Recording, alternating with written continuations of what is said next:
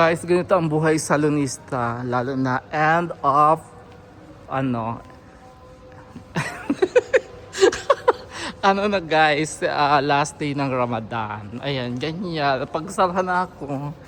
Diyos ko, nakakatakot dito sa mall. Baka may lumabas, di ba? Sarado na lahat sila. Diyos ko. Ayun, bukas pa yung Chocola kasi ano eh. Kailangan bukas yan kasi may mga bumibili pati yung mga yung sa mga gamit. Kasi bukas Eid Mubarak na. Diba? Grabe. Diyos ko. Yan, tulog na silang lahat. Diyos ko. Diba? Buti naman dito walang mga tambay. Ganyan. Diyos ko. Umaga na guys. 1 AM. Grabe. Grabe ang ano trabaho pag ano ganitong end ng Ramadan, last day ng Ramadan. Ang ganda ng sakyan, ang ganda. 47613, ang ganda oh.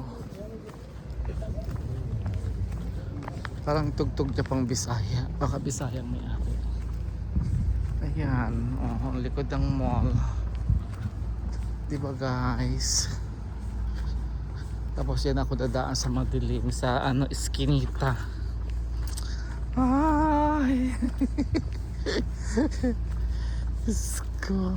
Si Bernadette ayaw akong bilhan ng ano, ng burger. Parang gusto kong pumunta ng McDonald's. Ayun sa dulo McDonald's yan. Kaso parang busog naman ako. Mag-ano na lang ako, mag-reheat na lang ako ng milk. Pag may milk na lang ako guys. Ayun oh, may letter M. Ay, hindi makita, malayo. Saan na lang ako kakain? The day off ko.